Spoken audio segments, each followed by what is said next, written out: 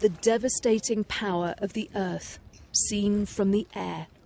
Swathes of this city lie in ruins. Buildings, homes, lives have been destroyed. In many cities, the search now isn't for survivors. It's only for the dead. When the rubble shows a sign, the digger stops.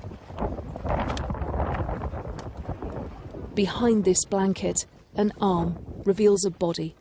Slowly, carefully, it's uncovered. And then, the moment of realization.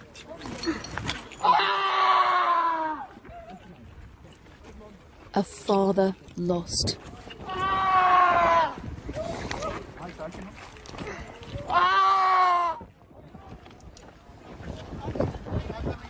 The goodbye is painful and public.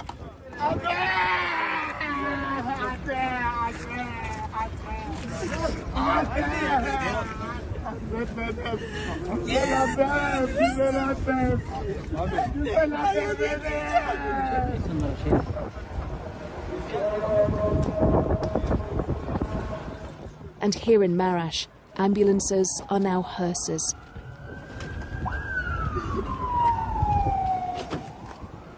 They've spent the whole day here searching for bodies, and the light is starting to fade now. But the rescuers say that they will come back tomorrow and the next day. They will return to sites like this for as long as it takes to return loved ones to their relatives.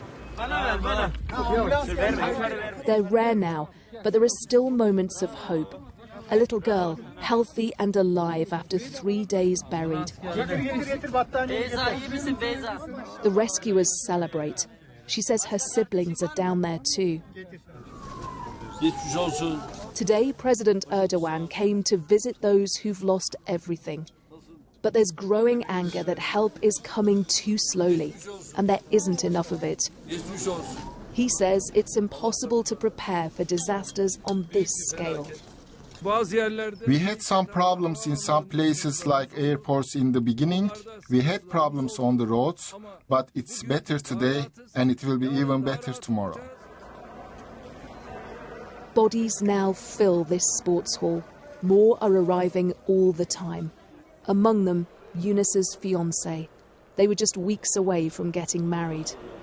I was planning to dress her with a wedding dress, but now I'll dress her with a funeral shroud. I'm like the walking dead. I'm a living dead. I lost my feelings, I lost my feelings. Each of these bundles marks a future cut short. A family separated. Every hour, the death toll rises. And even now, it's impossible to know how many lives this quake has claimed. Anna Foster, BBC News, Marash.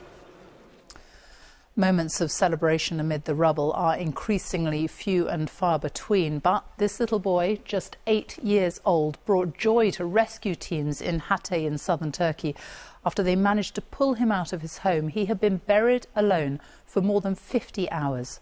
He was carried aloft to his mother, who had been waiting there for days, one of the lucky ones to be reunited with his family. Well, Hatay province is where one of the first international rescue teams to arrive started work today. They are British and they landed last night. Our Middle East correspondent Quentin Somerville watched as they set to work. Antakya has struggled to get help. Even Turkish aid has been slow to arrive here. International rescuers nowhere to be seen. Antakya has been calling out for help for days, and finally it's arrived, and it's arrived in force. That brings its own problems. The streets are absolutely jam-packed. There's still a lot of people in need here, but most of this aid is local. It's Turkish aid. We've hardly seen any international aid here. But today, in fact a few hours ago, the first team from Britain arrived. These are international search and rescue firefighters from all over the UK. They say they're the first international rescue team to make it here. They're meant to be only assessing damaged buildings at the moment, but already they've found someone. Phil Irving normally runs a fire station in Wales. On this location we've located a 60-year-old woman who's alive, talking to us and entrapped. So we're making an assessment on that right now. Ali Ekanal thinks they've found his mother-in-law, Salva, but he can't be sure. He tells me if she can get out, if she can survive, if it can really happen, it will be a miracle for us. She's been trapped in this 5-storey building for 3.5 days without food or water. Davy the sniffer dog was the first to confirm she was alive. The team are now speaking to her. They think they can get her out. A stretcher is brought in. And moments later, Ali's mother-in-law is saved. She's dehydrated but alive.